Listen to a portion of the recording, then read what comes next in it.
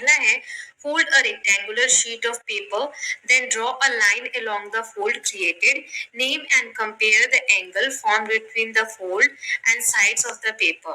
Make different angles by folding a rectangular sheet of paper and compare the angles. Which is largest and smallest angle you made? So super imposition में हमने देखा था कि एक angle के ऊपर दूसरा एंगल रख के हम देखते हैं कि कौन सा बड़ा है कौन सा छोटा है।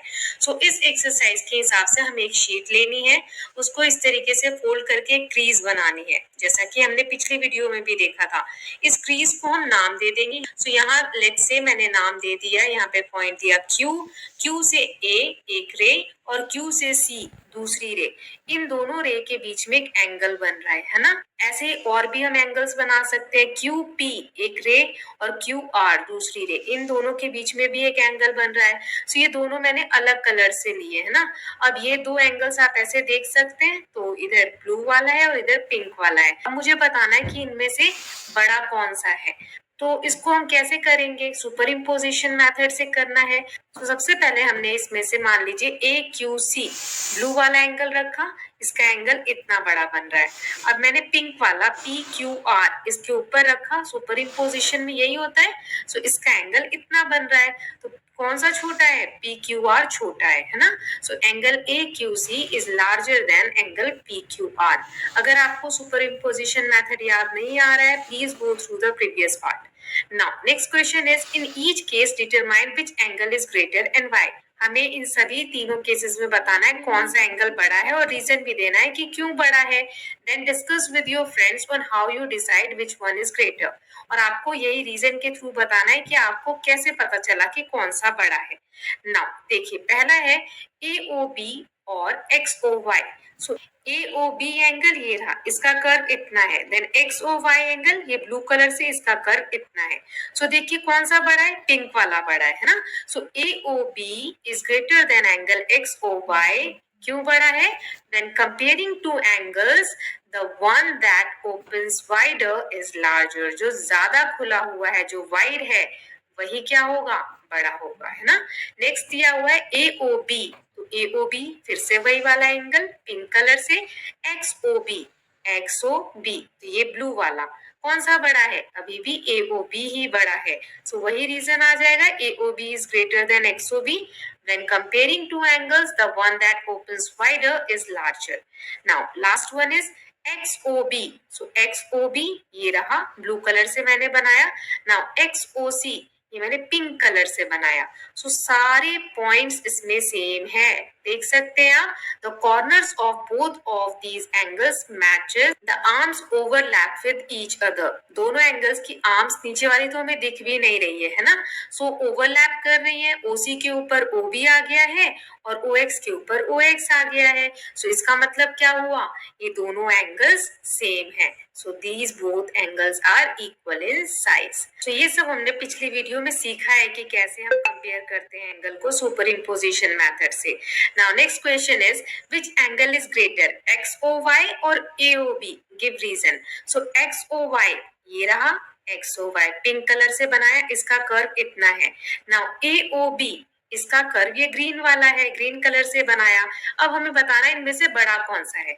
फिर अगेन हम सुपर इम्पोजिशन के थ्रू करेंगे। तो पहले पिंक वाला रखा, इसके ऊपर अगर मैं ग्रीन वाला ऐसे रखती हूँ तो देखिए ग्रीन वाला छोटा है, पिंक वाला बड़ा है। सो XOY is greater than AOB. Same reason when comparing two angles, the one that opens wider is larger. जो ज्यादा वाइड ओपन होता है एंगल वही बड़ा होता है। सो इसके साथ हमने एक्सरसाइज कर ली। Now next topic is comparing angles without superimposition. अभी तक हमने सुपर इम्पोजिशन मेथड के थ्रू समझा कैसे एंगल को कंपेयर कर सकते हैं। अब इसके अलावा क्या तरीका है? So two cranes are arguing about who can open their mouth wider, that is who is making a bigger angle. यहाँ पर दो क्रेन है, दोनों आपस में लड़ रही है कि मैं ज्यादा बड़ा मुंह ओपन कर सकती हूँ, तो दूसरी कह रही है कि नहीं मैं ज्यादा बड़ा ओपन कर सकती हूँ। So let us first draw their angles. How do we know which one is bigger? As seen before, one could trace these angles, superimpose them and then check. But can we do it without superimposition? So इस तरीके से मान लीजिए हमने angle draw कर दिए दोनों के, है ना, आप देख सकते हैं। क्या सुपर इम्पोजिशन के अलावा कोई मेथड है जिससे हम बता सके इन दोनों के जो एक माउथ ओपन है किसने ज्यादा ओपन किया है? चलिए आगे देखते हैं। So suppose we have a transparent circle which can be moved and placed on figure. Can we use this for comparison? एक ट्रांसपेरेंट सर्कल लेना है, एक ऐसा सर्कल लेना है जो हम किसी चीज के ऊपर रखे तो नीचे क्या लिखा हुआ है वो दिखे, जैसा ये पेपर के ऊपर आपको दिख रहा है। सो क्या हम इसको यूज कर सकते हैं कंपैरिजन के लिए? सो let us place the circular paper on the angle made by the first plane. The circle is placed in such a way that its center is on the vertex of the angle. Let us make the point A and B on the edge circle at the points where the arms of the angle pass through the circle. So चलिए इसको देखते हैं कैसे करेंगे, घबराने की बिल्कुल जरूरत नहीं है। सबसे पहले फर्स्ट प्लेन का हमने एंगल ऐसे ड्रॉ किया था, तो ये एंगल है। मान लीजिए इसको मैंने शीट पे ड्रॉ कर दिया, ठीक है।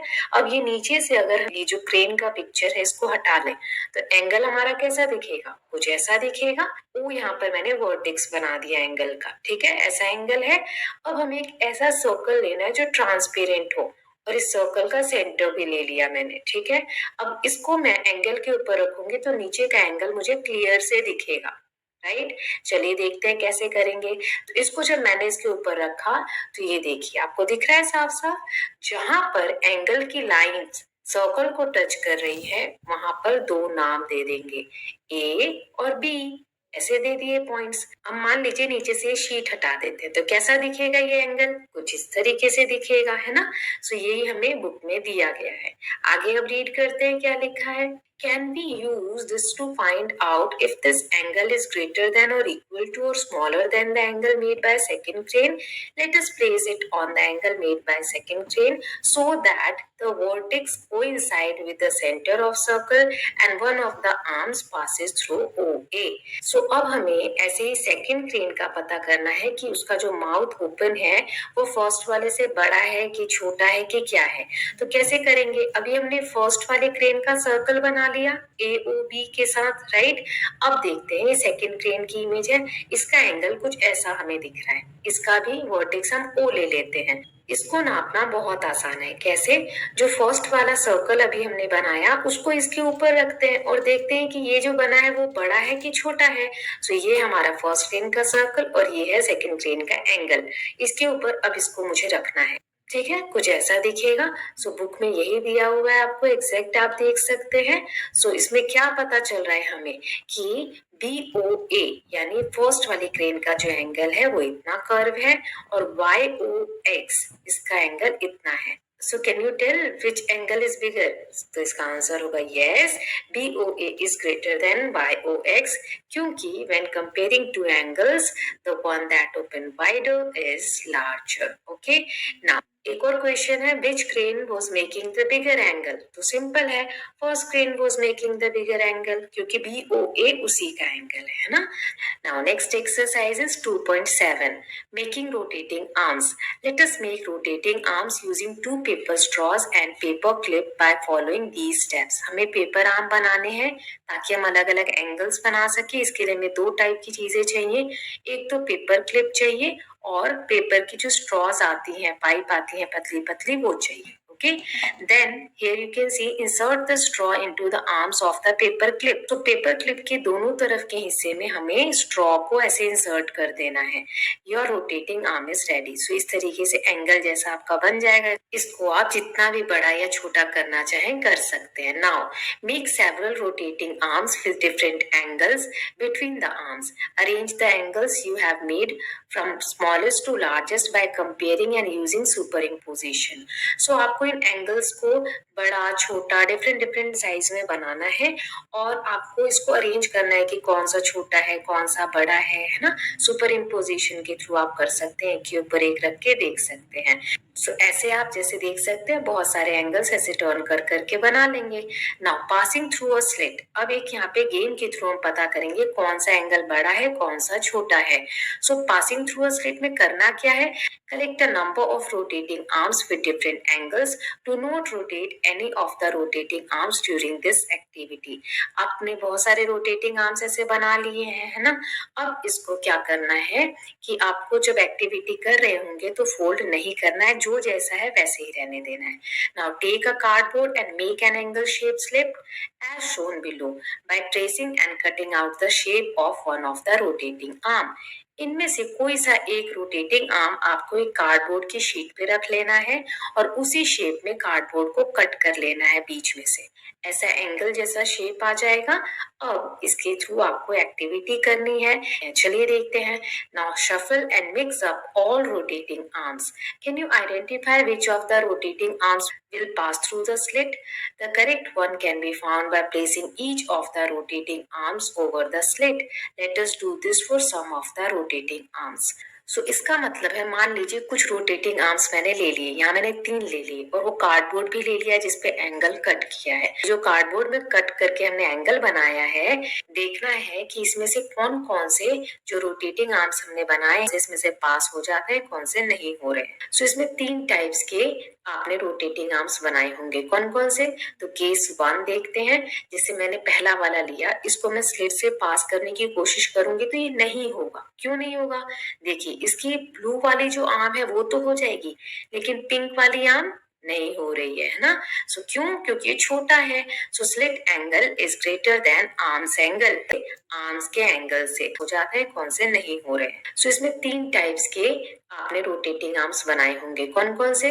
तो केस 1 देखते हैं, जैसे मैंने पहला वाला लिया, इसको मैं स्लिट से पास करने की कोशिश करूंगी तो ये नहीं होगा। क्यों नहीं होगा, देखिए इसकी ब्लू वाली जो आर्म है वो तो हो जाएगी, लेकिन पिंक वाली आर्म नहीं हो रही है ना। सो क्यों, क्योंकि ये छोटा है। So slit angle is greater than arms angle, the arms will not go through the slit. Slit का जो एंगल है कार्डबोर्ड पे वो बड़ा है, किससे, आर्म्स के एंगल से। तो पहला केस ये हो गया। अब दूसरे वाले को मैं पास करती हूँ, अब देखिए इसमें ब्लू वाला हो गया लेकिन पिंक वाला पास नहीं हो रहा। इसका मतलब क्या है, ये ज्यादा ही बड़ा है। सो स्लिट का जो एंगल है पेपर पे, it is less than the arms angle, arm के एंगल से स्लिट का एंगल छोटा है। So the arms will not go through the slit. Easy, क्योंकि इसमें एंगल बड़ा हो गया है हमारा। नाउ थर्ड इज, देखो इसके ब्लू वाला भी बिल्कुल एग्जैक्ट वही आया है और पिंक वाला भी एग्जैक्ट वही आया है, मतलब slit angle is equal to the arms angle, the arms will go through the slit. इसमें आसानी से पार हो जाएगा, है ना। यही आपकी बुक में 3 केसेस दिए गए थे कि क्या होगा आप अगर एंगल्स बनाएंगे तो 3 ही टाइप के एंगल बनेंगे, या तो बड़े बनेंगे या छोटे बनेंगे या इक्वल बनेंगे। Now only the pair of rotating arms where the angle is equal to that of the slit pass through the slit, जिसमें equal होगा वही pass होगा उसमें से, है ना। Note that the possibility of passing through the slit depends only on the angle between the rotating arms and not on their length, as long as they shorter than the length of the slit। इस line का मतलब क्या है, देखिए यहाँ simple मैं आपको बताती हूँ। ये एक एंगल लिया मैंने, मान लीजिए इसकी आर्म्स को मैंने बड़ा कर दिया, थोड़ा और बड़ा कर दिया, है ना। एंगल सेम है, सिर्फ आर्म्स जो हमने पाइप लिए होंगे, स्ट्रॉ लिए होंगे, वो थोड़ी लंबी ले ली है। तो कौन से एंगल इसमें से पास होंगे, देखते हैं। देखिए ये हो जाएगा, ये भी हो जाएगा, लेकिन ये नहीं होगा। क्यों, एंगल तो सेम ही है, सिर्फ जो स्ट्रॉ हमने यूज की है वो बड़ी है ना, इसलिए पास नहीं हो रहा। एंगल से तो ये भी पास हो जाना चाहिए। तो इसके लिए देखिए बच्चों ने क्या कंक्लूजन निकाला, तो चैलेंज है कि ये एंगल पास नहीं हो रहा है तो इसको छोटा करना है, रिड्यूस मतलब कम करना है। सो इस लड़की ने क्या किया, देखिए कैंची से इसको कट कर दिया, मतलब आर्म्स को छोटा किया है, एंगल में चेंज नहीं किया है, और इसने इस तरीके से एंगल को रिड्यूस भी कर दिया। So the angle is still the same, angle अभी भी सेम है, सिर्फ और सिर्फ इसकी आर्म्स की लेंथ कम की है। सो ये पहले पार्ट में ही देख चुके हैं, दोनों आर्म्स की लेंथ डिसाइड नहीं करती कि एंगल बड़ा है कि छोटा, बल्कि दोनों आर्म्स के बीच में कितना गैप है, कितना वाइड वो ओपन है, वो डिसाइड करता है कि एंगल बड़ा है कि छोटा। सो इसके साथ हमने 2.7 एक्सरसाइज भी कवर कर ली। Now 2.8 exercise special types of angles. इसमें हम दो टाइप के स्पेशल एंगल्स पढ़ने वाले हैं। So let us just read. Let us go back to Vidya's notebook and observe her opening the cover of the book in different scenarios. She makes a full turn of the cover when she has to write while holding the book in her hand. She makes a half turn of the cover when she has to open it on her table. In this case, observe the arm of the angle formed. They lie in a straight line. Such an angle is called straight angle. यहाँ पर दो photos दी गई है। पहली photo में देखिए आप, विद्या को जब हाथ में रखकर लिखना है नोटबुक को, तो वो ऐसे नोटबुक को टर्न कर लेती है। हम भी तो ऐसे टर्न कर लेते हैं कभी कभी, है ना, हाफ फोल्ड कर लेते हैं। लेकिन जब टेबल पर रखकर लिखना है तो पूरा ऐसे ओपन कर लेते हैं। तो इसमें रेड एरो दिखा रहा है कि ये जो एंगल बनता है स्ट्रेट, हमने पहले भी देखा था पिछले पार्ट में, इसे हम बोलते हैं स्ट्रेट एंगल। तो यहाँ पर इमेज दी गई है। तो ये देखिए, ऐसे इसने ओपन किया पूरी बुक को। सो यहाँ पे 3 पॉइंट्स है। ओ इसका सेंटर है जहाँ पे वर्टेक्स है, और ए और बी ये दो इसकी रेज हो गई, ओ ए ओ बी, है ना। सो ऐसे ही जो एंगल बना, जो ओ सेंटर है वहां पर, उसे हम बोलते हैं straight angle. Let us consider straight angle, angle AOB. So AOB जो एंगल यहाँ पर बना है वो एक स्ट्रेट एंगल है। Observe that any ray OC divides it into two angles, AOC and COB. अब इस स्ट्रेट एंगल को अगर हम दो पार्ट्स में डिवाइड कर दें, एक रे बना देते हैं जो ओ से स्टार्ट होती है और सी को जाती है, इस तरीके से। तो यहाँ दो एंगल्स बन जाएंगे। कौन कौन से नाम दिए थे? AOC and COB. दो एंगल्स बन गए, राइट।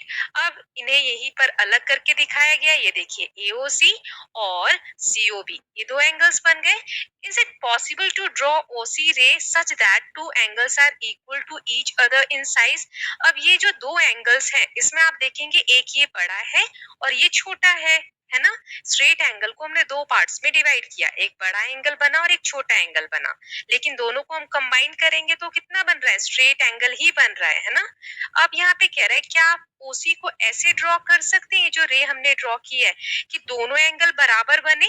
तो चलिए उसके लिए क्या करना है आगे देखते हैं। Let's explore. We can try to solve this problem using a piece of paper. एक पेपर लेकर उस पे कुछ एक्टिविटी करनी है और हम इसको सॉल्व कर सकते हैं। कैसे? Recall that when a fold is made it creates a crease which is straight. तो हमने पिछले पार्ट में देखा था, हमने पेपर को फोल्ड किया था तो बीच में क्रीज, एक स्ट्रेट लाइन बनती है। सो वही हमें करना है। Take a rectangular piece of paper and on one of its side mark the straight angle AOB। इस तरीके से पेपर लिया, इसमें नीचे देखिए AOB एक स्ट्रेट एंगल O पॉइंट पे मार्क कर दिया, right. By folding try to get a line crease passing through O that divides angle AOB into two equal parts. So how can it be done? So अभी जो हमने ये AOB mark किया है angle, so centre O लेकर paper को बिल्कुल बीच से ऐसे फोल्ड कर देना है। यहाँ वीडियो में भी देख सकते हैं। Fold the paper such that OB overlaps with OA. Observe the crease and the two angles formed. सो आप जब ओपन करेंगे तो देखेंगे O से एक सीधी लाइन ऊपर आपको दिख रही है। इसने दो एंगल बना दिए हैं, एक रे OA की तरफ और एक रे OB की तरफ। सो दो एंगल क्रिएट हो गए। सो ये कैसे है? बिल्कुल स्ट्रेट है ना। अब आगे देखते हैं। Justify why the two angles are equal. Is there a way to superimpose and check? Can this superimposition be done by folding? Each of these equal angles formed are called right angles. So a straight angle contain two right angles. देखो, इस paper को पहले एक straight angle था AOB पे, हमने जब इसको हाफ फोल्ड किया O से बिल्कुल सेंटर लेके, तो दो इक्वल एंगल बन गए, है ना। ये क्या एंगल बने? राइट एंगल, बिल्कुल स्ट्रेट लाइन से बनते हैं। नाउ अब ये पूछा है कि क्या आप बता सकते हैं कि ये दोनों एंगल्स इक्वल हैं क्या? सो सुपर इम्पोजिशन से भी आप बता सकते हो, एक के ऊपर एक रख के आप चेक कर सकते हो। वैसे तो हमने चेक कर ही लिया है। जब बीच में से फोल्ड किया तो क्या हुआ? अगर अभी ये लाइंस ड्रॉ कर दी मैंने एंगल्स की, इसको आप बीच में से फोल्ड करोगे तो एक एंगल दूसरे एंगल से बिल्कुल मैच हो जाएगा, है ना। सो ऐसे हम सुपर इम्पोजिशन से चेक कर सकते हैं। तो इसको लिखेंगे कैसे, इसका आंसर है these two angles are equal because these are half of a straight angle। एक स्ट्रेट एंगल था, उसको बिल्कुल हाफ से हमने फोल्ड किया तो दो एंगल्स मिले, है ना।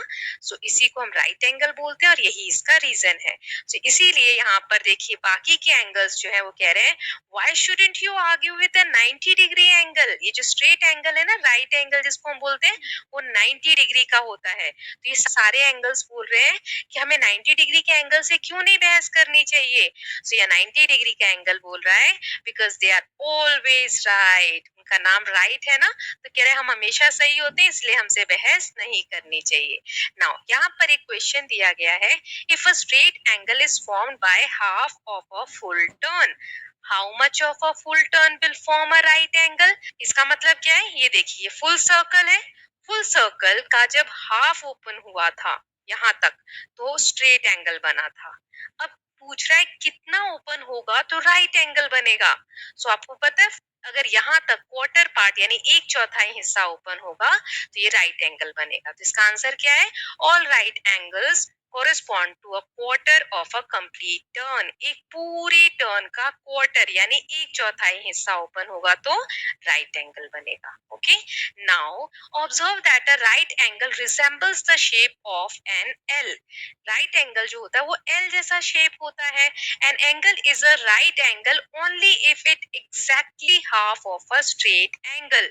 To lines that meets at right angle are called perpendicular lines. अभी हमने देखा स्ट्रेट एंगल को बिल्कुल बीचों बीच आप डिवाइड कर दोगे इस तरीके से, सो ये जो दो एंगल बनते हैं ये होता है हमारा राइट एंगल।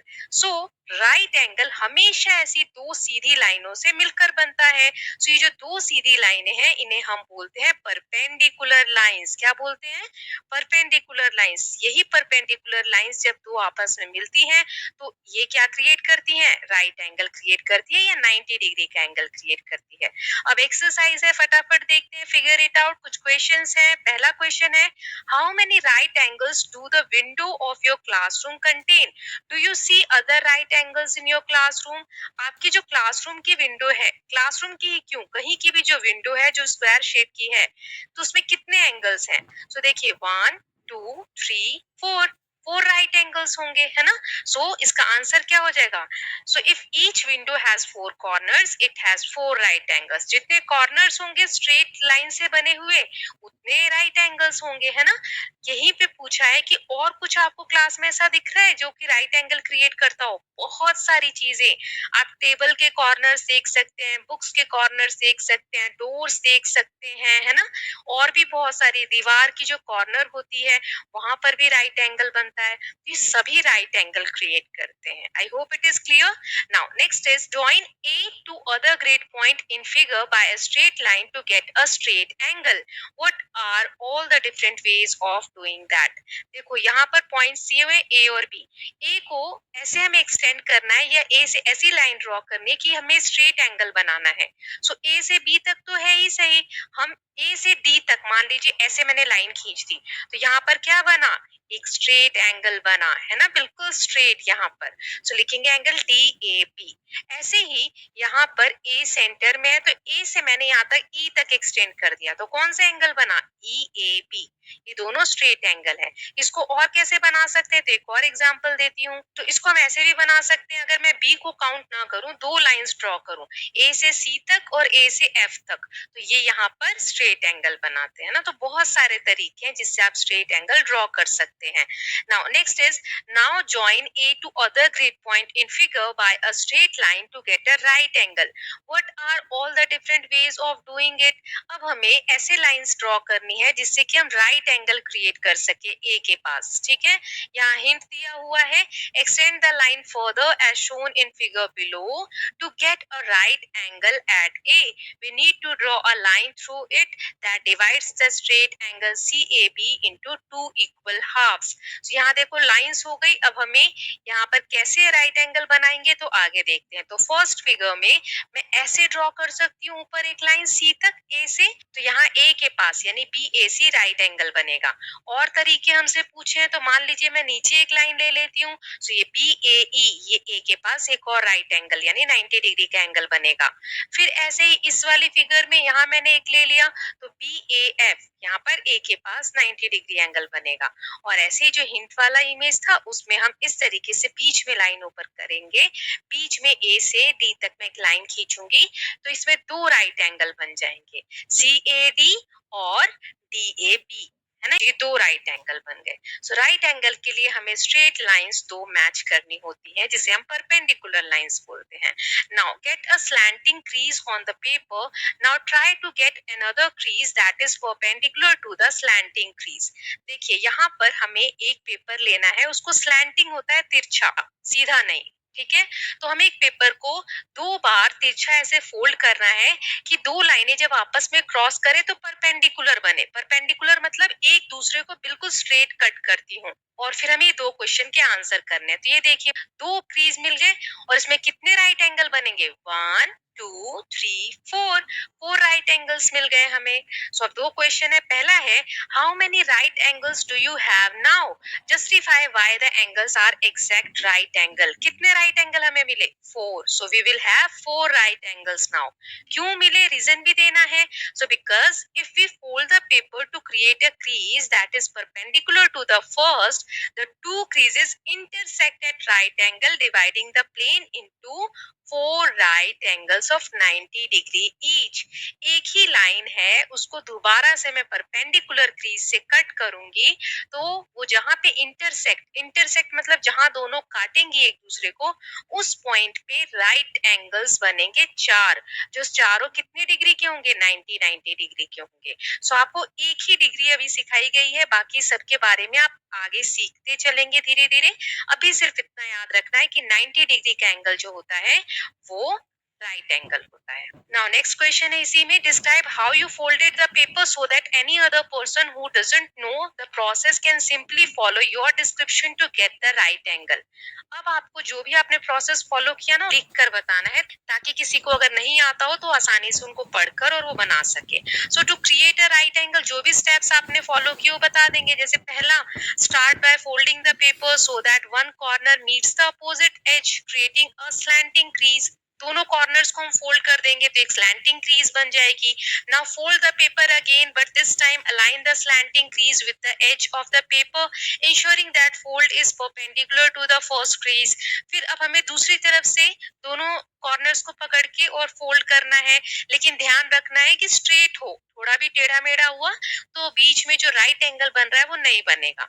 लास्ट में when we open the paper we will see that two creases intersect at 90 degree angle and forming four right angles। So I hope you angles के टाइप सीखते हैं।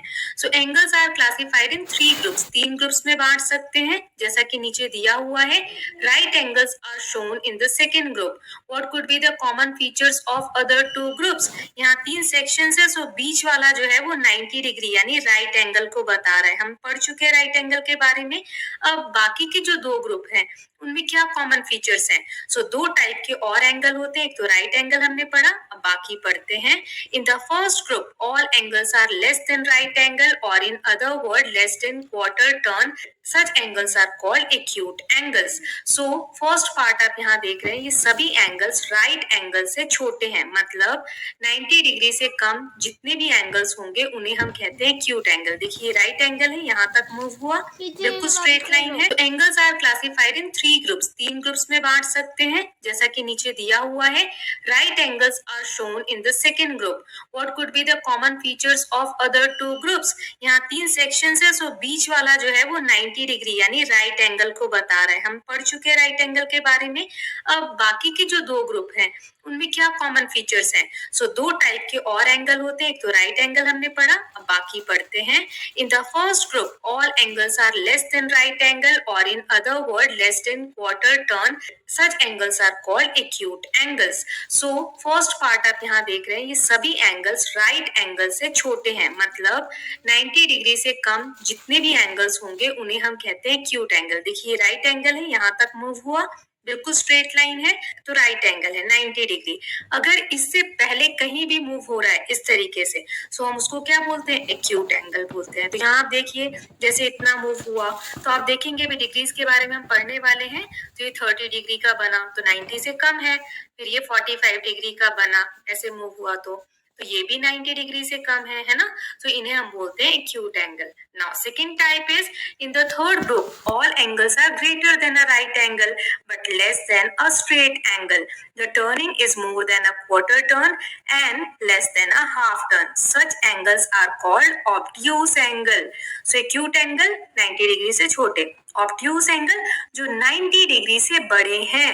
तो ये हमारा 90 डिग्री का था, अब देखिए और ज्यादा इधर मूव हो गया, तो ये इसे हम क्या बोलेंगे? Obtuse angle. और यहाँ पर एक और चीज कि स्ट्रेट एंगल हमने पढ़ा था 180 डिग्री, सीधी लाइन अगर हो जाए तो उससे ज्यादा ओपन नहीं होना चाहिए ऑब्ट्यूस एंगल. ओके, सो ऑब्ट्यूस एंगल 90 डिग्री से बड़ा होता है, ये तो सही है, लेकिन 180 डिग्री से छोटा होना चाहिए, 180 डिग्री के नीचे नहीं आना चाहिए. ओके, नाउ यहाँ आप देखिए जैसे इतना मूव हुआ, यानी ये 90 से आगे गया 120, तो 120 90 से बड़ा है, तो इन्हें हम बोलते हैं obtuse angle. I hope it is clear. तो हमने क्या सीखा? Let's summarise. Classifying angles, right angle, acute angle and obtuse angle. जो भी एंगल 90 डिग्री से कम होते हैं उन्हें एक्यूट एंगल कहते हैं, जो 90 डिग्री से बड़े होते हैं लेकिन 180 डिग्री से छोटे होते हैं उन्हें हम ऑब्ट्यूस एंगल कहते हैं. Now figure it out. कुछ क्वेश्चंस हैं, एक एक करके देखते हैं. पहला है identify acute, right, obtuse and straight angles in previous figure. तो ये जो फिगर दी हुई है आपको, इसमें आपको सारे एंगल्स पता करने हैं. सो स्ट्रेट एंगल तो इसमें एक भी नहीं दिया हुआ है. सभी एंगल्स जो फर्स्ट में है वो एक्यूट एंगल है, यानी 90 डिग्री से छोटे हैं. देन राइट एंगल्स हैं सारे 90 डिग्री हैं, एंड देन ऑब्ट्यूस एंगल है, मतलब राइट एंगल से बड़े हैं लेकिन स्ट्रेट एंगल जो कि 180 डिग्री होता है उससे छोटे हैं. Okay, then make a few acute angles and a few obtuse angle, draw them in different orientation. So अभी हमने acute और obtuse angle draw किए, ये देखिए जैसे 30 डिग्री का, 45 डिग्री का, फिर obtuse 90 डिग्री से बड़ा लेकिन 180 से छोटा होना चाहिए, तो 120 डिग्री, 150 डिग्री, ये सारे क्या हो गए? ऑब्ट्यूस एंगल हो गए. Now do you know what the word acute and obtuse means? Acute means sharp and obtuse means blunt. Why do you think these words have been chosen for angle? Angle को हम acute बोल रहे हैं, obtuse बोल रहे हैं, क्यों बोल रहे हैं? Acute का मतलब होता है small या sharp, बिल्कुल pointed, खा पैना जो हम बोलते हैं हिंदी में, और obtuse मतलब होता है blunt, जो pointed ना हो, मतलब पैना ना हो. जैसे कि sharp होता है ऐसा, देखो ये पेंसिल sharp है, और blunt मतलब देखो ऊपर से पेंसिल कैसी है? राउंड शेप की है, पैनी नहीं है ना, शार्प नहीं है.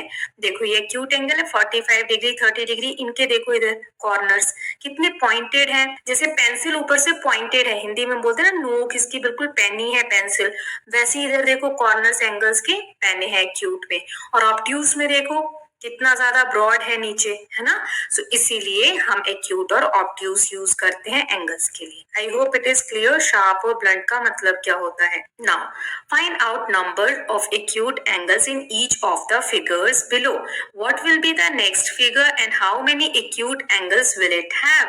Do you notice any pattern in the numbers? ये ट्राइंगल्स दिए हुए हैं, हमें बताना है हर फिगर में कितने एक्यूट एंगल्स हैं, ठीक है, और इसके बाद कौन सी फिगर आएगी, क्या पैटर्न है, ये भी बताना है.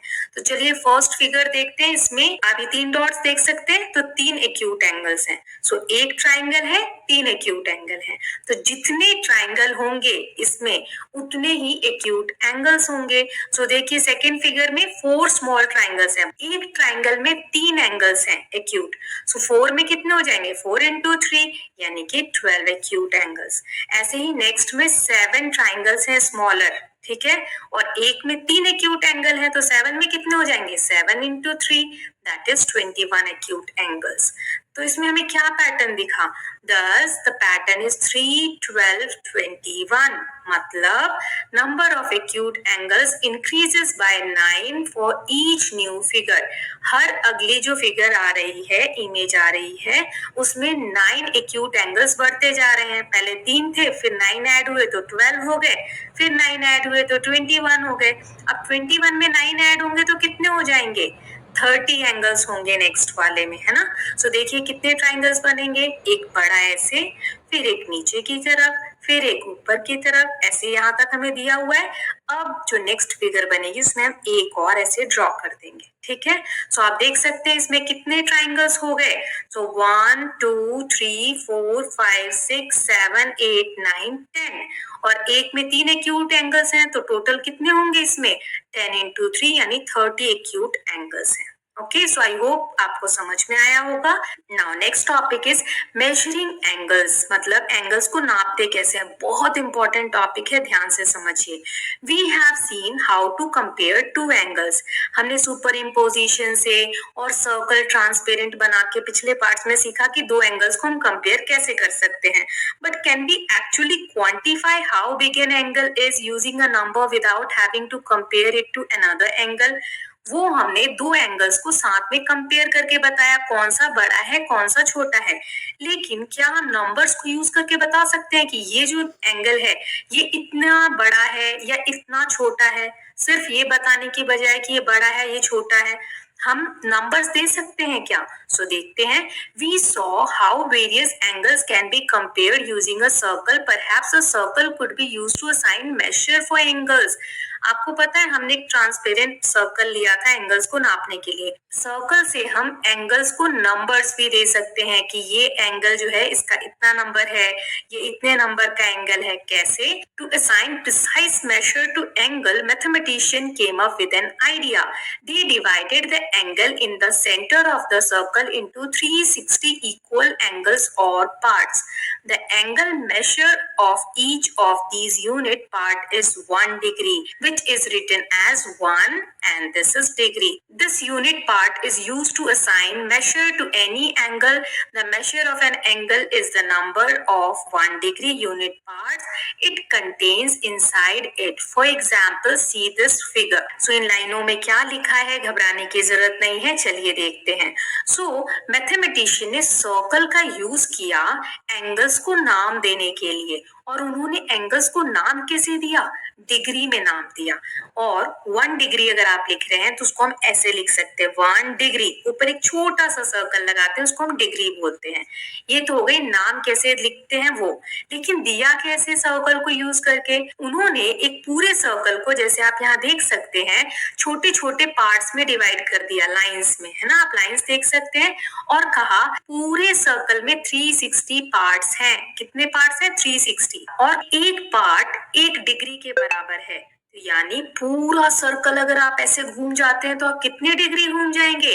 360 डिग्री, क्योंकि इस पूरे सर्कल में 360 पार्ट्स बताए, जैसे यहाँ लिखा भी हुआ है, आप देख सकते हैं। अब यहाँ पे एक एग्जांपल दिया है, इस इमेज में आपको बताना है कि कितने डिग्री का ये एंगल है या कितने डिग्री इसमें है। सो यहाँ कह रहा है इट कंटेन्स 30 यूनिट्स। कितनी लाइनें हैं इसमें पतली पतली जो हमें दिख नहीं रही हैं? 30 लाइन्स हैं। सो देखिए एक यूनिट में 1 डिग्री है तो 30 यूनिट में कितने डिग्री होंगे? 30 डिग्री। कैसे? चलिए देखते हैं।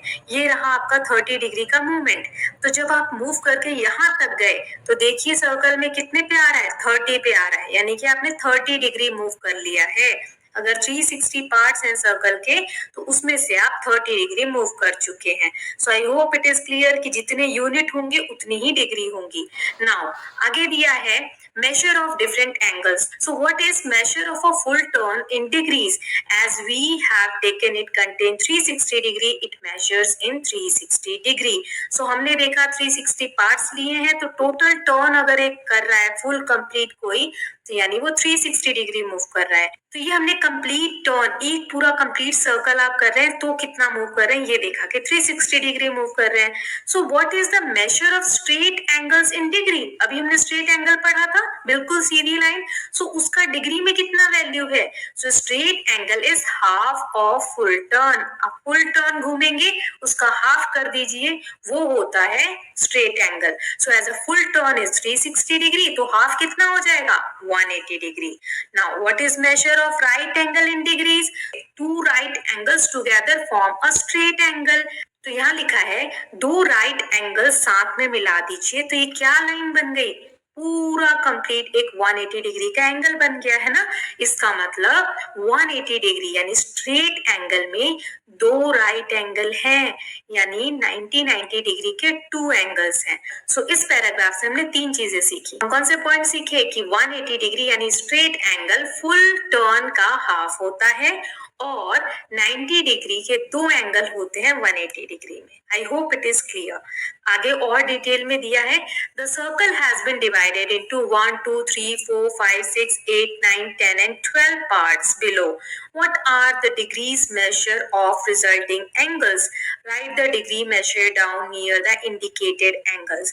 यहाँ पर सर्कल को डिफरेंट डिफरेंट पार्ट्स में बांटा गया है। हमें बताना है कि जो एक पार्ट है वो कितने एंगल कंटेन करता है। तो इसको एक एक करके सॉल्व करेंगे। सो पहला जो दिया है फिगर उसमें कंप्लीट सर्कल है। तो अभी हमने देखा पूरा एक सर्कल है यानी 360 डिग्री एंगल है। नाउ अब इसमें एक लाइन आ गई बीच में यानी दो पार्ट्स हो गए सर्कल के। सो 360 डिवाइडेड बाय 2, टोटल क्योंकि 360 था, अब दो पार्ट्स में बांटना है तो 360 को 2 से डिवाइड करेंगे तो आ जाएगा 180 डिग्री। नाउ नेक्स्ट देखिए, तीन पार्ट्स में डिवाइड किया है सर्कल को, तो इसमें टोटल एंगल 360 होता है, 3 से डिवाइड करेंगे क्योंकि तीन पार्ट्स हैं सर्कल में तो आ जाएगा 120 डिग्री, यानी हर पार्ट 120 डिग्री का है। ऐसे ही अब 4 पार्ट्स में डिवाइड किया है तो 360 डिवाइडेड बाय 4 यानी एक एंगल इसमें 90 डिग्री का है। तो सभी एंगल्स कितने कितने डिग्री के हैं? 90 90 90। ओके, सो यहाँ पर आप देख सकते हैं राइट एंगल बन रहा है ना। देन 5 पार्ट्स में डिवाइड किया यानी 360 डिवाइडेड बाय 5, तो एक पार्ट में 72 डिग्री का एंगल बन रहा है। हर पार्ट्स कितने कितने डिग्री का है? 72। देन 6 पार्ट्स में यानी 360 डिवाइडेड बाय 6, तो 60 डिग्री का एंगल बन रहा है, हर पार्ट 60 डिग्री का है। देन 8 पार्ट्स में डिवाइड किया है तो 360 डिवाइडेड बाय 8 यानी 45 डिग्री, तो 45 डिग्री के हैं सभी एंगल्स। देन 9 पार्ट्स में डिवाइड किया है तो 360 डिवाइडेड बाय 9 यानी 40 डिग्री का हर पार्ट है। देन यहाँ देख सकते हैं 10 पार्ट्स में डिवाइड किया यानी 36 degree, 360 divided by 10, so her angle यहाँ पर 36 डिग्री का है। ऐसे ही 12 पार्ट्स में डिवाइड किया यानी 360 डिवाइडेड बाय 12, इसका मतलब हो गया 30 डिग्री, तो हर एंगल यहाँ 30 डिग्री का है। यहाँ पर डिवाइड क्यों कर रहे हैं हम? क्योंकि टोटल एंगल 360 डिग्री का होता है पूरा टर्न। सो कितने पार्ट में आप बांट रहे हो उतने से डिवाइड कर दोगे, easy. Now let's see the next, degree measures of different angles. Different different angles को हम डिग्री में कैसे मेजर करते हैं वो जानते हैं। So how can we measure other angles in degree? It is for this purpose that we have a tool called a protractor. इन एंगल्स को हम कैसे डिग्रीज में नापते हैं, इसके लिए एक टूल होता है, आपकी ज्योमेट्री बॉक्स में होगा, उसे हम प्रोटेक्टर कहते हैं, जो डी शेप का दिखता है, यहाँ आप देख सकते हैं। So that is either a circle divided into 360 equal parts as shown in figure 2.12 on page 32 और a half circle divided into 180 equal parts. So जैसा कि आप ये डी का शेप देख सकते हैं, हाफ सर्कल है ना, फुल सर्कल में कितने डिग्री का एंगल बनता है? 360 डिग्री है ना, लेकिन यहाँ हाफ सर्कल है यानी 180 degree. Okay, so I hope it is clear कि 180 इसमें पार्ट्स हैं। नाउ अनलेबल प्रोटेक्टर, ये जो प्रोटेक्टर है ये अनलेबल इसे हम कह रहे हैं, क्यों? क्योंकि इस पे अभी नंबरिंग नहीं की गई है, सिंपल है ये, है ना। सो पहले समझ लेते हैं। So here is a protractor, do you see the straight angle at the centre divided into 180 units of 1 degree, only part of the lines dividing the straight angles are visible दो। So यहाँ पे छोटी छोटी इस तरीके की आपको lines आप काउंट भी नहीं कर सकते, दिख रही होंगी, ये 180 लाइंस है और ये स्ट्रेट एंगल बनाती है जिसे हम 180 डिग्री का एंगल बोलते हैं, ये स्ट्रेट एंगल बोलते हैं। Now starting from the marking on the right most point of base, there is a long mark for every 10 degree, from every such long mark there is a medium size mark after 5 degree. So right side से यहाँ देखिए 0 degree से शुरुआत होती है, उसके बाद ये बड़ी बड़ी लाइनें हर 10 डिग्री पे, 10, 20, 30, 40, 50, 60, राइट। ऐसे ही ये जो दो 10 डिग्री के हैं बड़ी बड़ी लाइंस, इनके बीच में छोटी छोटी लाइंस है, ये 5 डिग्री का गैप दिखाती है। Okay, now figure it out. कुछ क्वेश्चंस है। पहला है right the measure of following angles. यहाँ कुछ एंगल्स दिए गए हैं, इनको हमें नाप के लिखना है कि कितने डिग्री का होगा। सो पहला है के ए एल। अब के ए एल में बीच में क्या है, ए यानी कि वर्टेक्स है ना, सेंटर में रहेगा। सो जो भी एंगल का वर्टेक्स होता है वो डी के सेंटर में रहता है। डी का बिल्कुल सेंटर पॉइंट देखिए ए है। अब दो रेज कौन सी होंगी, दो आर्म्स कौन सी हैं इसकी, ए के एंड ए एल, है ना। अब इसके बीच में जो एंगल बन रहा है वो हमें फाइंड आउट करना है कि कितने डिग्री का है। सो देखिए यहाँ पर हम बड़ी बड़ी जो 10 डिग्री वाली लाइंस है उससे मैंने एक एक लाइन खींच दी है ना। अभी हमने देखा कि बड़ी लाइंस 10 डिग्री को दिखाती है। सो रेड लाइन से मैं मार्क करती हूँ 1, 2, 3, यानी 3 10 डिग्री के गैप्स हैं। यानी कितने डिग्री का एंगल बन रहा है, 30 डिग्री का, है ना। यही यहाँ पे लिखा हुआ है, notice that the vertex of this angle coincide with the center of protector. So the number of units of 1 degree angle between KA and AL gives the measure of KAL. By counting we get. So कैसे हमने count किया, 10 10 10, 3 times add किया तो 30 degree आ गया। Now making use of medium size and large size mark, is it possible to count the number of units in 5s or 10s? So वही हम कर रहे हैं, छोटी छोटी जो लाइनें हैं 5 डिग्री वाली या 10 डिग्री वाली, उनको काउंट करके एंगल्स बताने हैं। सो नेक्स्ट है WAL। सो इसमें भी ए क्या रहेगा, वर्टेक्स यानी सेंटर में रहेगा डी के। ओके, तो फिर से इनके बीच में जितने भी बड़ी बड़ी 10 डिग्री वाली लाइंस है वहां मैंने एक एक लाइन खींच दी। अब गैप्स काउंट करते हैं। सो 10, 20, 30, 40, 50, यानी 50 डिग्री का है ये WAL। सो अभी तक हमने दो एंगल फाइंड आउट कर लिए। अब तीसरा दिया हुआ है TAK। सो इसको करने के दो तरीके हैं। पहला तो यही है कि आप 10 डिग्रीज के गैप्स काउंट कर लो कितने हैं और टोटल लिख दो। ये आप खुद करेंगे क्योंकि दो मैंने बता दिया। लेकिन जो दूसरा तरीका है वो मैं आपको बताती हूँ। सो KAL, अभी हमने देखा ये एंगल कितने डिग्री का है, 30 डिग्री का, तो यहाँ से यहाँ तक 30 डिग्री हो गया। ऐसे ही WAL, ये वाला एंगल यहाँ से यहाँ तक कितने डिग्री का है, अभी हमने कैलकुलेट किया 50 डिग्री का। सो सिर्फ ये वाला फाइंड आउट कर लेते हैं, TAW, ठीक है, जिसमें कि AT और AW दो रेज हैं। अब इसके बीच में तीन है से 10 डिग्रीज पे। सो 10, 20, 30, 40, यानी 40 डिग्री का एंगल बन रहा है इसके बीच में। सो टोटल जब हमें फाइंड आउट करना है TAK, बड़ा वाला एंगल, तो हो जाएगा 30 degree plus 50 degree plus 40 degree, तीनों को ऐड कर दो तो टोटल कितना आ गया, 120 डिग्री। सो एक ये भी तरीका है। ओके, नाउ लेबल प्रोटेक्टर, अब इसमें नंबरिंग की हुई है। So this is a protractor that you find in your geometry box. It would appear similar to the protractor above except that there are numbers written on it. Will these make it easier to read the angles? ये protector same पिछले वाले जैसा ही है, सिर्फ अंतर ये है कि इस पे नंबरिंग की गई है, दो लाइंस आपको नंबर्स के दिख रहे हैं। ये क्या है, चलिए आगे जानते हैं।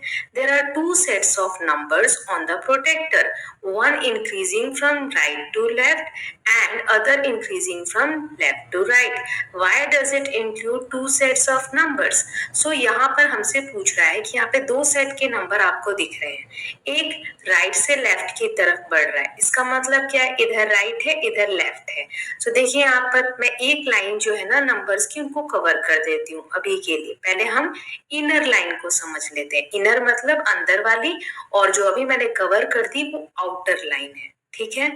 सो 0, 10, 20, 30, 40, 50, 60, 70, 80, 90 और ऐसे नंबर्स बढ़ते जा रहे हैं। मतलब राइट से स्टार्ट हुआ और नंबर लेफ्ट की तरफ जाते जाते बढ़ते जा रहे हैं, है ना। सो एक सेट ऑफ नंबर तो ये बताते हैं हमको। जैसे यहाँ से अगर मैं नापूंगी तो सेंटर कहाँ रखा है एंगल का वर्टेक्स, सेंटर पे, डी के सेंटर पे। सो यहाँ से ये देखिए 60 डिग्री पे आया तो ये 60 डिग्री का एंगल हो जाएगा। ये 120 पे आया तो 120 डिग्री का हो जाएगा, है ना। चलिए अब दूसरे वाले सेट के बारे में जानते हैं। तो यहाँ पर आप देख सकते हैं एंगल को इस तरफ ओपन किया, तो अगर इधर ओपन करेंगे तो कैसे नापेंगे, इसीलिए हमें ये आउटर नंबर दिए हैं जो इस तरफ से लेफ्ट की तरफ से हम एंगल को नाप सकते हैं। तो देखिए ये एंगल कहाँ है, 40 और 50 के बीच में है, यानी छोटी वाली लाइन पे 45 डिग्री है ना। तो ये 45 डिग्री का एंगल है, इसीलिए कह रहे हैं कि एक राइट से लेफ्ट की तरफ बढ़ता है और एक लेफ्ट से राइट की तरफ बढ़ता है। सो इसका रीजन हमें देना था। So protractor has two sets of numbers to measure angle from either direction depending on whether the angle is open from right और left, you use the appropriate set of numbers to get the correct measurement. Angle किस तरफ खुल रहा है, इसलिए ये दो set of numbers होते हैं, हम एप्रोप्रिएट तरीके से जब जिसकी जरूरत हो यूज करते हैं। Now next question is name the different angles in the figure and write their measure। यहाँ पे जो अलग अलग एंगल्स दिए हैं उन्हें लिखना है और उनका मेजरमेंट कितना है ये भी बताना है। सो इसमें O देखिए, O पॉइंट जो है सबके सेंटर में आएगा, मतलब कि ये वर्टेक्स है हर एंगल का, क्योंकि D के बीच में रखा हुआ है ना। सो पहला OP OQ ये वाला रेस दोनों ये एंगल बनता है, तो ये कितने डिग्री है, देखिए 30 और 40 के बीच में आ रहा है यानी 35। फिर देखिए OPOR, सो इसमें 90 और 100 के बीच में आ रहा है तो 95। फिर OP एंड OS, सो ये 120 और 130 के बीच में आ रहा है यानी 125। फिर OP एंड OT, सो ये आ रहा है हमारा 160 पे। ऐसे ही POU, सो ये पूरा स्ट्रेट एंगल बन रहा है 180 डिग्री। ऐसे करके हम डिग्रीज काउंट करते हैं। Okay, now did you include angle such as angle TOQ, which set of marking did you use, inner और आउटर। अब हमें TOQ एंगल फाइंड आउट करना है। इसको कैसे फाइंड आउट करेंगे, OQ रे कहाँ पर आ रही है, 140 और 150 के बीच में आ रही है यानी 145 पे। OT रे कहाँ पर आ रही है, ये 20 पे आ रही है ना। सो 145 में से 20 को माइनस कर दो तो बीच का गैप निकल जाएगा, सो ये आ जाएगा 125। एक और तरीका है इसको नापने का, जो अभी हमने 10-10 का गैप्स काउंट करके किया वैसे। सो देखिए यहाँ पर कितने आ रहे हैं, 10, 20, 30, 40, 50, 60, 70, 80, 90, 100, then 110, 120 एंड ये 5 है तो 125 डिग्री आ रहा है। सो 10-10 का गैप काउंट किया तो भी 125 आ रहा है और ऐसे भी काउंट किया तो 125 ही आ रहा है। तो हमने कौन से नंबर्स यूज किए, आउटर नंबर्स यूज किए। Okay, now next is what is the measure of TOS। TOS को नापना है। Can you use the number marked to find the angles without counting the number of markings? Here OT and OS pass through the number 20 and 55 on the outer scale. How many units of 1 degree are contained between these two arms? Can subtraction be used here? Same पिछले जैसा ही है, यहाँ पर आपको ये वाला angle find out करना है TOS। इसमें दो आर्म्स हो जाएंगे OT एंड OS, इसके बीच का एंगल कितना होगा, सो 10-10 करके भी आप फाइंड आउट कर सकते हो, 10, 20, 30 और यहाँ पे 5 है तो 35 आ रहा है। लेकिन सब्सट्रैक्शन से कैसे फाइंड आउट करेंगे, सो एक रे OT ये कहाँ पर आ रही है 20 पे और एक रे OS ये 50 और 60 के बीच में आ रही है यानी 55 पे है ना। सो 55 में से 20 को माइनस कर देंगे तो आंसर आ जाएगा 35 डिग्री। ओके, सो इस तरीके से हम सब्सट्रैक्शन से एंगल फाइंड आउट करते हैं। अब एंगल फाइंड आउट कैसे करते हैं डीपीए मैंने आपको बता दिया, एक बार और देख लेते हैं। जैसे ये एंगल है 30 डिग्री का है ना, सो इसमें दो आर्म्स है OB एंड OA और वर्टेक्स क्या है O, जहाँ पे दोनों रेस जो है या दोनों आर्म्स जो है वो मिल भी रहे हैं या कह सकते हैं यहाँ से दोनों आर्म्स स्टार्ट हो रहे हैं। सो O को सेंटर में रखना है D की, ये सेंटर पॉइंट है D का, जस्ट इसके ऊपर इस तरीके से आप प्लेस कर दीजिए। देखिए A जहां पर आ रहा है कौन सी लाइन है 30 डिग्री है ना, तो इसीलिए इसको क्या नाम दिया गया है 30 डिग्री का नाम दिया गया है। और एक लाइन जो है एंगल की वो 0 डिग्री पे होनी ही चाहिए, तभी हम एंगल को डी के through protractor so the centre is on vertex of the angle, align the protractor so that one of the arm passes through the 0 degree mark as in the picture below. अभी जो मैंने आपको समझाया, angle find out करने के लिए एक arm जो होनी चाहिए आपके एंगल की वो 0 डिग्री पे होनी चाहिए, और दूसरा कि सेंटर यानी वर्टेक्स जो है आपके एंगल का वो डी के सेंटर पे होना चाहिए। इस तरीके से आप डी को अलाइन करके एंगल फाइंड आउट कर सकते हैं।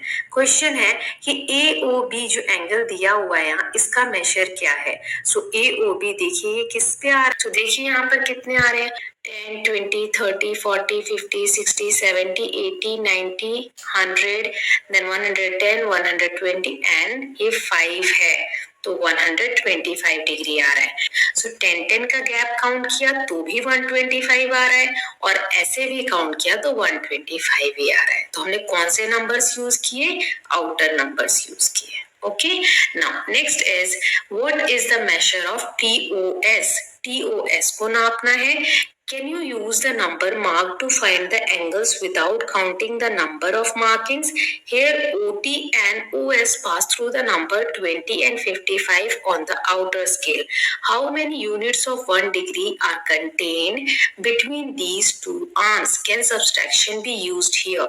सेम पिछले जैसा ही है, यहाँ पर आपको ये वाला एंगल फाइंड आउट करना है TOS। इसमें दो आर्म्स हो जाएंगी OT एंड OS, इसके बीच का एंगल कितना होगा। सो 10 10 करके भी आप फाइंड आउट कर सकते हो, 10 20 30, और यहाँ पे 5 है तो 35 आ रहा है। लेकिन सब्सट्रैक्शन से कैसे फाइंड आउट करेंगे।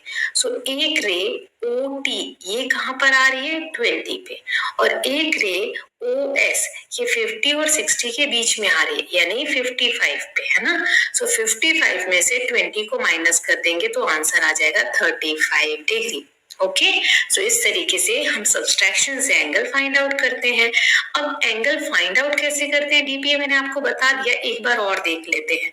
जैसे ये एंगल है 30 डिग्री का है ना, सो इसमें दो आर्म्स है OB एंड OA, और वर्टेक्स क्या है O, जहां पे दोनों रेज जो है या दोनों आर्म्स जो है वो मिल भी रहे हैं, या कह सकते हैं यहाँ से दोनों आर्म्स स्टार्ट हो रहे हैं।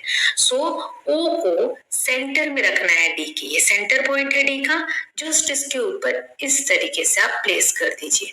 देखिए ए जहां पर आ रहा है कौन सी लाइन है 30 डिग्री है ना, तो इसीलिए इसको क्या नाम दिया गया है 30 डिग्री का नाम दिया गया है। और एक लाइन जो है एंगल की वो 0 डिग्री पे होनी ही चाहिए, तभी हम एंगल को डी के थ्रू नाप सकते हैं। Now, how can we measure angles directly without having to subtract? अभी हमने माइनस करके एंगल निकाला, बिना माइनस किए कैसे पता करेंगे। So place the protector so the center is on vertex of the angle. Align the protector so that आपके एंगल की वो 0 डिग्री पे होनी चाहिए, और दूसरा कि सेंटर यानी वर्टेक्स जो है आपके एंगल का वो डी के सेंटर पे होना चाहिए। इस तरीके से आप डी को अलाइन करके एंगल फाइंड आउट कर सकते हैं। क्वेश्चन है कि AOB जो एंगल दिया हुआ है यहाँ, इसका मेजर क्या है। सो AOB देखिए ये किस पे आ रहा है, यहाँ 80 डिग्री पे आ रहा है ना, सो इसका आंसर हो गया 80 degree. Now make your own protractor, आपको अपना प्रोटेक्टर खुद बनाना है। बना सकते हैं कैसे, you may have wondered how the different equally spaced marking are made on a protractor. We will now see how we can make some of them. So paper की help से हम देखेंगे कि कैसे इतने सारे इक्वल मार्किंग की है कि इतने दूर पे ये एंगल है, इतने दूर पे ये एंगल है। चलिए सीखते हैं। तो पहला है draw a circle of a convenient radius on a sheet of paper, cut out the circle. A circle or one full turn is 360. So एक सर्कल आपको पेपर पे कट कर लेना है ड्रॉ करके। ओके, अब ये देख सकते हैं एक सर्कल कितनी डिग्री होता है 360 डिग्री होता है। अब ये इमेज आप ध्यान में रखिए, जो वीडियो है कि आपको पहले हाफ फोल्ड करना है, फिर उसको भी हाफ फोल्ड करना है, फिर उसको भी हाफ फोल्ड करना है। यही स्टेप्स आगे बताए गए हैं, तो आपको ये ध्यान में रखना है। Okay, then fold the circle to get two, तो 35 आ रहा है। लेकिन सब्सट्रैक्शन से कैसे फाइंड आउट करेंगे। सो एक रे OT ये कहाँ पर आ रही है 20 पे, और एक रे ओ एस ये 50 और 60 के बीच में आ रही है, यानी 55 पे है ना। सो 55 में से 20 को माइनस कर देंगे तो आंसर आ जाएगा 35 डिग्री। ओके, सो इस तरीके से हम सब्सट्रैक्शन से एंगल फाइंड आउट करते हैं। अब एंगल फाइंड आउट कैसे करते हैं डीपीए मैंने आपको बता दिया, एक बार और देख लेते हैं। जैसे ये एंगल है 30 डिग्री का है ना, सो इसमें दो आर्म्स है ओ बी एंड ओ ए, और वर्टेक्स क्या है ओ, जहां पे दोनों रेज जो है या दोनों आर्म्स जो है वो मिल भी रहे हैं, या कह सकते हैं यहाँ से दोनों आर्म्स स्टार्ट हो रहे हैं। सो ओ को सेंटर में रखना है डी की, ये सेंटर पॉइंट है डी का, जस्ट इसके ऊपर इस तरीके से आप प्लेस कर दीजिए। देखिए ए जहां पर आ रहा है कौन सी लाइन है 30 डिग्री है ना, तो इसीलिए इसको क्या नाम दिया गया है 30 डिग्री का नाम दिया गया है। और एक लाइन जो है एंगल की वो 0 डिग्री पे होनी ही चाहिए, तभी हम एंगल को डी के थ्रू नाप सकते हैं। Now, how can we measure angles directly without having to subtract? अभी हमने माइनस करके एंगल निकाला, बिना माइनस किए कैसे पता करेंगे? So place the protector so the center is on vertex of the angle. Align the protector so that one of the arm passes through the 0 degree mark as in the picture below. अभी जो मैंने आपको समझाया, angle find out करने के लिए एक arm जो होनी चाहिए आपके एंगल की वो 0 डिग्री पे होनी चाहिए, और दूसरा कि सेंटर यानी वर्टेक्स जो है आपके एंगल का वो डी के सेंटर पे होना चाहिए। इस तरीके से आप डी को अलाइन करके एंगल फाइंड आउट कर सकते हैं। क्वेश्चन है कि ए ओ बी जो एंगल दिया हुआ है यहाँ, इसका मेजर क्या है? सो ए ओ बी देखिए ये किस पे आ रहा है, यहाँ 80 डिग्री पे आ रहा है ना, सो इसका आंसर हो गया 80 degree. Now make your own protractor, आपको अपना प्रोटेक्टर खुद बनाना है। बना सकते हैं कैसे? You may have wondered how the different equally spaced marking are made on a protector. We will now see how we can make some of them. So paper की help से हम देखेंगे कि कैसे इतने सारे इक्वल मार्किंग की है कि इतने दूर पे ये एंगल है, इतनी दूर पे ये एंगल है।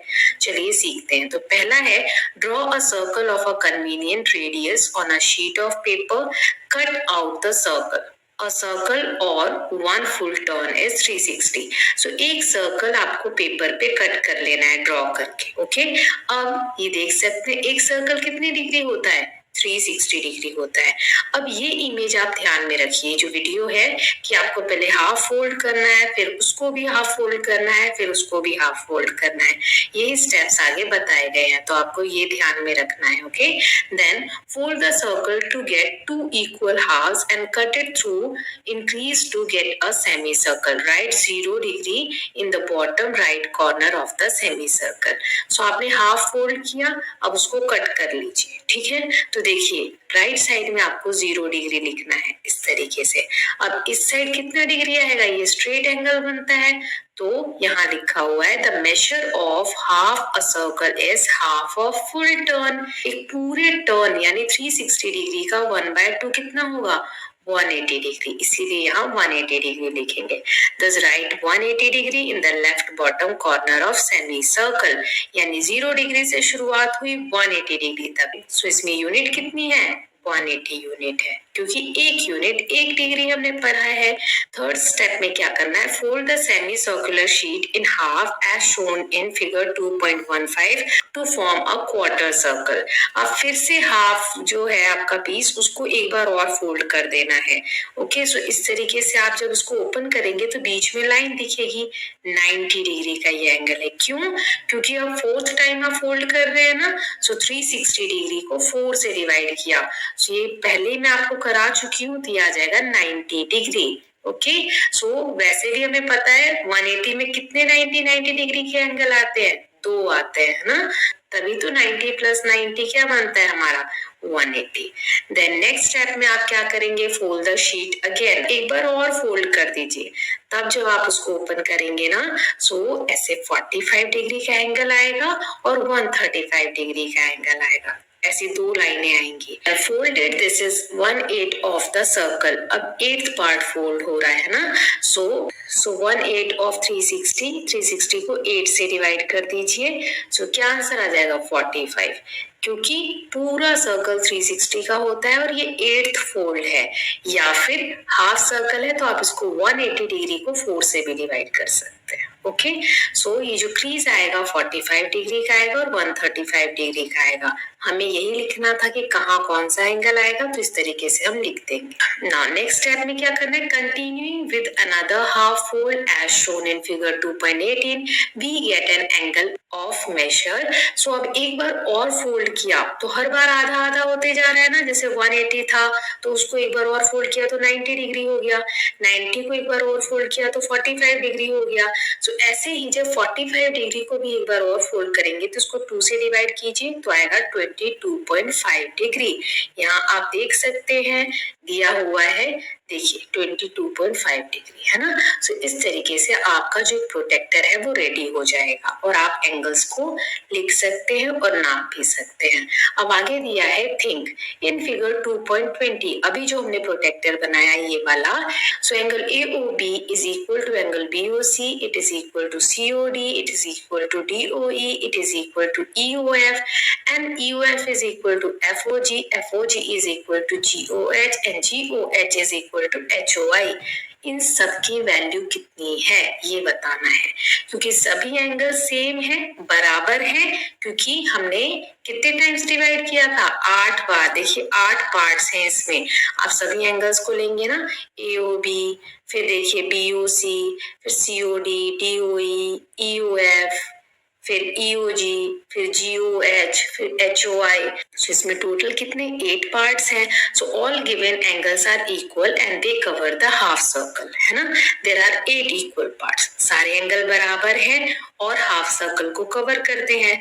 सो 8 पार्ट्स है और हाफ सर्कल में कितने डिग्री एंगल होते हैं 180। सो इसीलिए 180 डिग्री को हम 8 से डिवाइड कर देंगे तो आंसर आएगा 22.5 डिग्री, यानी हर एंगल 22.5 डिग्री का है। Okay, now next topic is angle bisector. आपको पता है बाई का मतलब क्या होता है, बाई BI मतलब होता है दो, ठीक है।